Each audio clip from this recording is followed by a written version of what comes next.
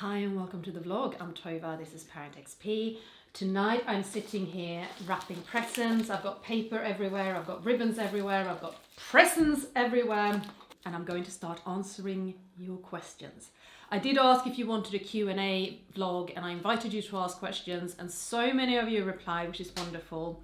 Actually, so many of you replied that I have decided to split this into two. I'm gonna do a Q&A vlog about Elin, and that's coming, but that's not what I'm recording right now. Today, I'm gonna answer questions about me, about the divorce, and about co-parenting. And I figured also, to do this, I might just need one of these, so cheers. Questions about me and present wrapping. What am I gonna wrap first? This is a fairly awkward one. How do you do it? Is one of the questions, and I don't think they are referring to my quite sad wrapping skills. What is going on here? Right, there we are. How do I do it? I do it with a lot of planning and preparation, a lot of multitasking, and quite a robust sense of humor. It really is down to that. I think it's, yes, this life is hectic and there's a lot on, and you're just gonna have to deal with it the best way you can. And for me, planning and preparation just helps me save so much time and worry. If I, for example, know what we're eating for dinner every day of a week, I don't have to think, so it saves me that thinking time. If I draw up her morning medicines in the evening, then I don't have to worry about that in the morning. So yeah, that's how I do it. Planning, preparation, multitasking, and sense of humor.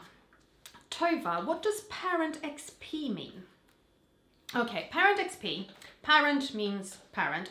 XP stands for experience points. According to my ex-husband, it's a gaming term.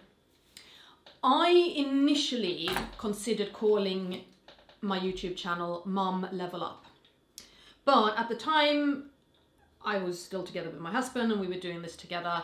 And I also can't stress this enough, mum only makes up half the parents. There's an awful lot of dads out there too, and to me it's important that we don't just forget them. So I didn't want something that was specific mum, and hence I went for ParentXP as opposed to Mum Level Up. Can I ask where you're from? I love your accent. What is that language you speak? Your accent is so exotic. Ooh, exotic. Are you even English? No, I'm not even English. I am Swedish. The language I speak is Swedish. I speak Swedish to both of my girls in the hope that they are going to turn bilingual. Elin definitely understands Swedish. Alice, she understands it, but she has very selective understanding, if that makes any sense. Do you live in Sweden or England? I live in England. I've been here for 22 years.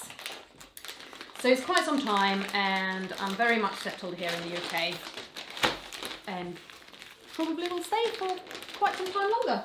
Hi from Australia. Hi. If you could choose, would you have Christmas in summer or in winter? I have never, ever celebrated a warm Christmas. I've always been either in Sweden or in England. I have celebrated Christmas up in the north of Sweden, where it was minus 20 degrees and the air sparkled because there was basically ice crystals in the air. I have celebrated Christmas in Yorkshire. I've spent an awful lot of rather grey Christmases in London and Bedfordshire. I grew up in Sweden. I've had a lot of Christmases in Sweden. I've never ever had a warm Christmas. I would quite like to try it. Can I come to yours and celebrate Christmas one year, please? Random question, but I think it would be fun to hear the answer. Would you ever consider moving to America? Yeah, if it was just me, I definitely would. Or if it was just me and Alice, I might consider it as well. But I wouldn't move Elin to America. First of all, I wouldn't move Elin abroad. All of the equipment that Elin has here is equipment that we have on the loan from the local authority, and even moving into a different borough means handing everything back and starting from scratch. Moving abroad, it would just be like we would move abroad with nothing. I would have to buy a wheelchair in order to move her abroad, and I would have to line up and get all of her stuff that she requires before I move, and it just seems very, very complicated. And also the health insurance system in America worries me. I've seen an awful lot of posts from American special needs parents that their insurance doesn't quite cover the costs of their child, and I just don't want to find myself in that situation. So I love America, not that I've been there as much as I want to. Yeah, I mean, would happily live there. As I say, if it was just down to me, I would happily live there. But it isn't just down to me, and therefore I'm gonna say no. How was your pregnancy with Elin, and was your pregnancy with Alice any different? The pregnancies were incredibly similar. They were actually almost scarily similar.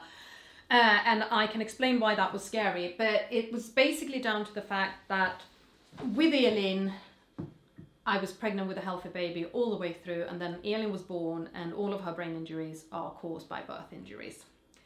And then I had a very similar pregnancy with Alice, and knowing everything that can go wrong. So I was really quite terrified when I was pregnant with Alice. So that's the main difference between my pregnancy with Elin and my pregnancy with Alice, was that I was so scared and worried. So how was my pregnancy with Elin? Irritating and painful. And I hated it. I really don't like being pregnant. I mean, I really don't like being pregnant. And I'm in so much pain when I'm pregnant because I suffer from pelvic girdle pain, hip pain in pregnancy. And I struggle with everything. I'm in absolute agony. I am in a bad mood. I'm so exhausted because I can't, it takes it out of you to be in pain all the time. I can't walk, and everything is an extra effort, and I can't sleep because I'm in so much pain, and So yeah, I mean, I'm really not the person to come to if you want sort of suggestions of how wonderful it is to be pregnant, because I hate it. I hate it, I hate it, I hate it, I hate it. Elin went 10 days overdue, which in itself isn't necessarily a worry. But obviously the fact that she had meconium aspiration and wasn't breathing when she was born, that is a worry. But I don't think the fact that she was overdue caused that. I think it was one of those things. I wasn't sick with Elin. I felt nauseous, but I wasn't sick. I was very, very, very hungry though. And I put on a lot of weight, which I needed to put on because I was a size 6 UK when I started. When I fell pregnant with Elin, and I'm now a size 10, so I'm only 2 sizes bigger now than I was when I got pregnant with Elin, so you can imagine just how unbelievably skinny I was. It really wasn't healthy.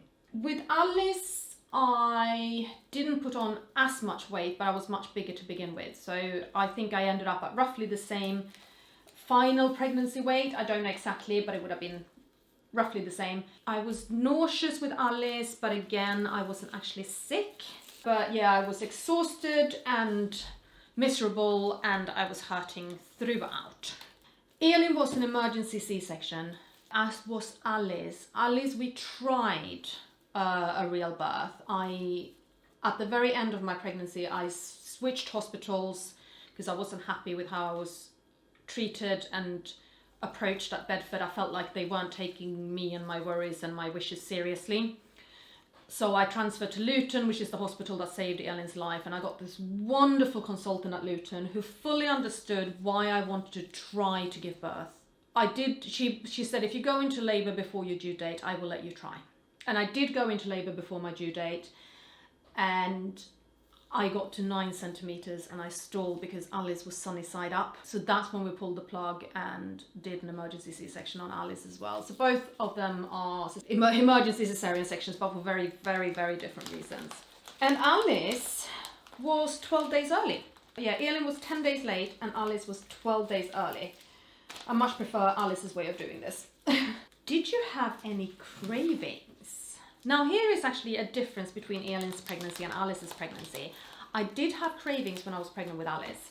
I was craving cucumber and I was craving crunchy vegetables in vinaigrette, like a fast pickle of carrots and peppers and cucumber. Oh my God, that was just so good throughout that. And with Elin, I was just ferociously hungry, but I didn't really have any cravings. However, what I did have was breastfeeding cravings after Elin. Massive breastfeeding cravings of fish and cream. My body obviously knew that there was something I needed in order to produce the right kind of milk for Elin, and clearly that was fish and that was cream. Fat. Good fats for the baby is what my body just went for. You have to have this. Did you know before that Elin was going to be disabled? No. No, Elin is completely birth injury. What happened is that Elin opened her bowels when she was inside of me and she inhaled that. It's called meconium aspiration, and things can go very, very wrong indeed with meconium aspiration, as it did with Elin. And she suffered about 10 minutes of oxygen deprivation as a result. It might have been more, it might have been less, I can't really remember. Things are very much a blur from that day. But no, I had no idea that I was going to end up being a special needs mom and that I was going to have a disabled child. Have you ever considered singing professionally? Wow, thank you. When I was young and carefree. So we're talking a long time ago, and you're going to find out just how long in a moment. When I was young and carefree, I was very much into performing arts. I studied performing arts at high school, and I applied for and got accepted to a musical theatre qualification. And I bottled out. I actually bottled out, and I didn't do it. And I kind of regret that. And I kind of don't, because my body doesn't hold for dancing, and that's part of the reason why I decided not to do it. I love singing, I love using my voice, and it would be kind of amazing to be able to do something with it. But yeah, so yes, I considered it, and I bottled. Tova, you said to ask anything, I'm taking you up on that. Well, yeah, I was kind of expecting you to. How old are you? I turn 45 before the end of this year. So I'm less than 2 weeks away from being 45 years old. Cheers to me. I know I don't look it. My entire life I have looked younger than I am.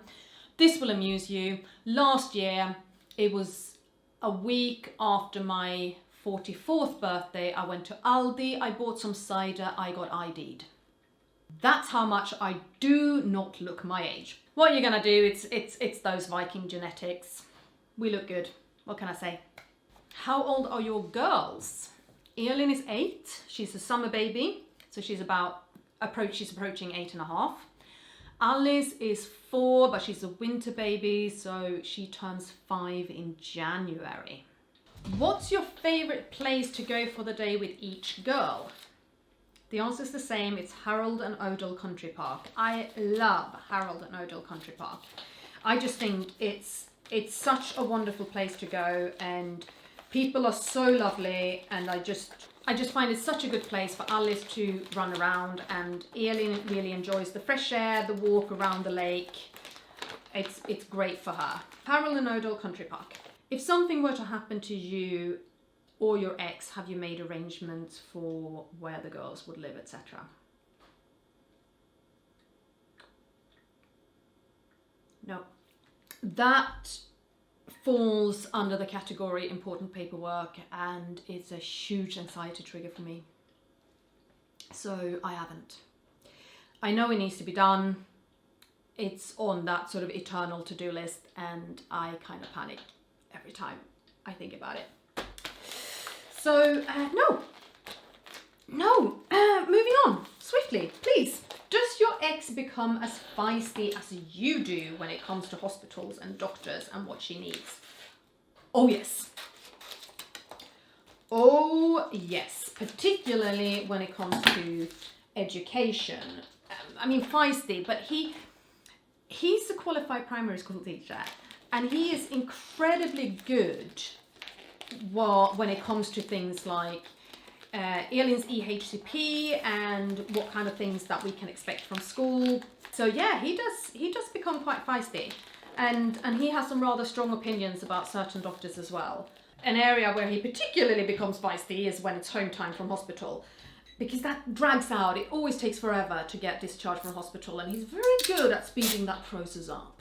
What does the girl's dad do in his spare time? You keep yourself busy. Does he do the same? I really don't think that's any of my business anymore. We are no longer together, and I don't really think that I get a say in what he does with his spare time.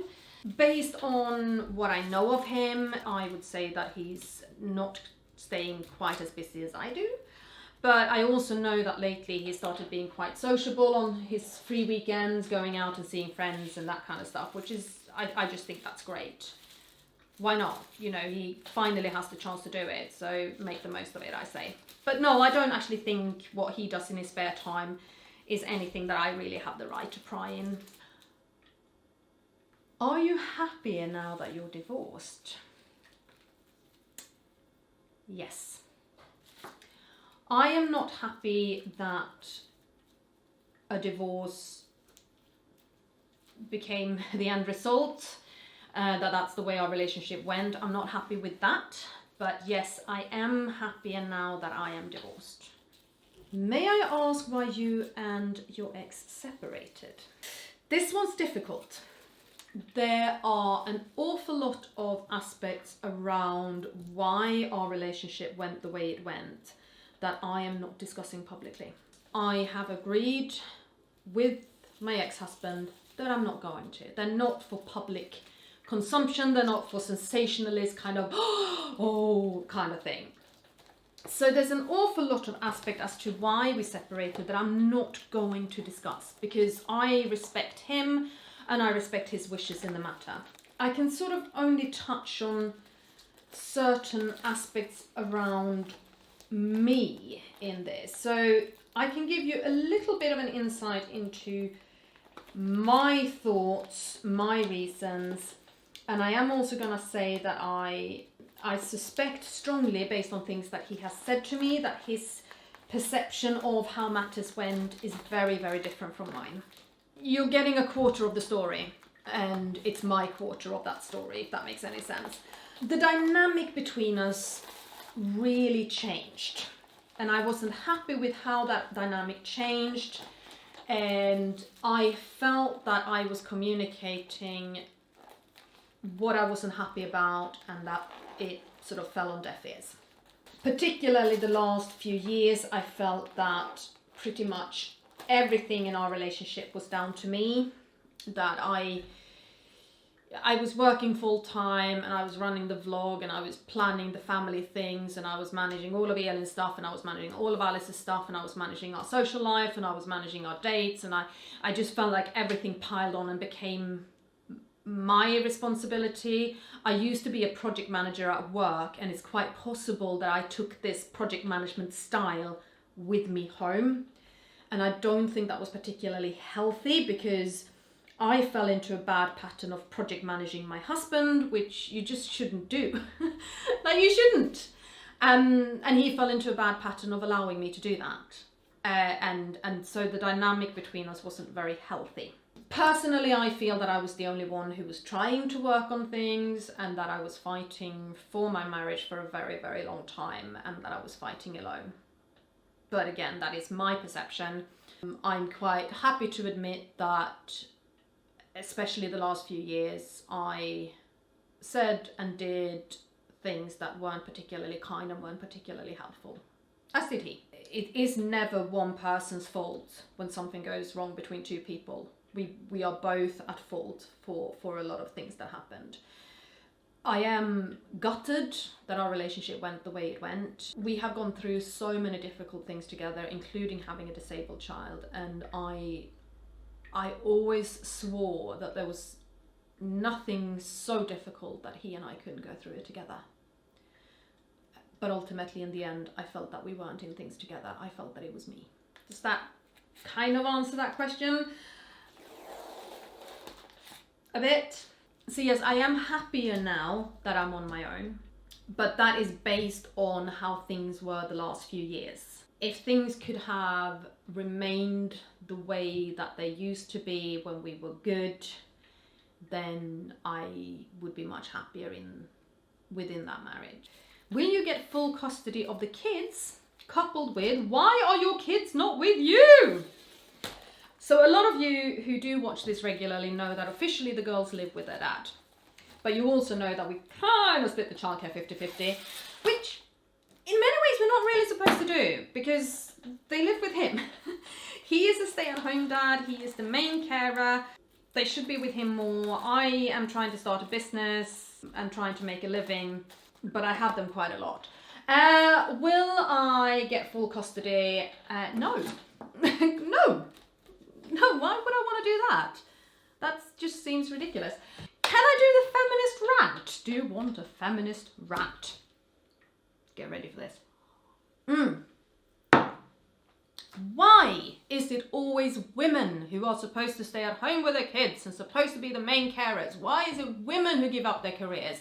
Women who give up their pensions? Women who give up their time and their identity and their sense of being an independent adult for the sake of the children? When men still make more money, there is still a pay gap, there is still not equality. So in a bid for equality and for feminism, my ex-husband is a stay-at-home dad. When we were married, he was a stay-at-home dad.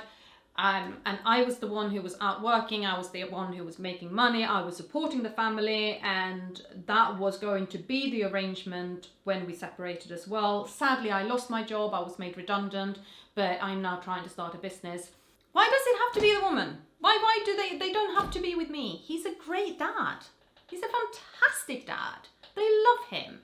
And I mean, even if they lived with me more, I really want them to spend as much time with their dad as possible.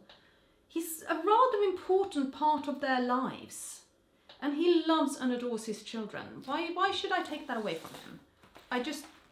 Yeah, absolutely no reason to. And every single dad I know, is making any sense? Every single dad I know wish they spent more time with their kids. Every single one of them. You know, if you're a single dad, spend more time with your kids. Be there for them, do it more. Don't allow the mum to take over, and don't fall for the kind of societal pressures that it's always the mum who has the kids. You are a fully capable parent. You are a parent. You're a capable parent. Have your kids. Shall I calm down now? Are you sad when the girls are with their dad, especially Elin? Well, no. No. I'm delighted. They are with their dad right now. Look at this. I'm vlogging. I'm wrapping presents. I'm having a drink. This is great. How will you and your ex decide what is going to work with the girls and everything? Everything?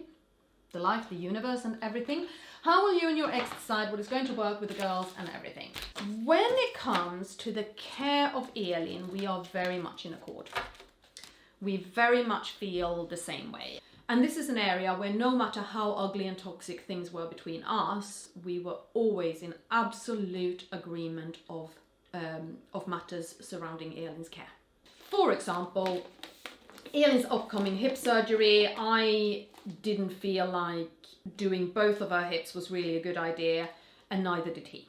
When we have discussed with her pediatric consultant about changing her medication, we've very much been on the same line. So care for Elin, not a problem. We are absolutely in accord with each other, and it works really, really well. With Alice, maybe a little bit less. Alice goes to a theatre school called Stagecoach here in Bedford, and it was my decision to sign her up, and it's me and my family who's paying for it. And I don't necessarily feel that he's been supporting this decision. I know it's incredibly good for Alice, and it really is developing her, and she loves it. But saying that, we are actually very, very similar in terms of child development philosophy. We've always had very similar values. But when it comes to Alice, we are both thinking about what kind of adult Alice is going to turn into.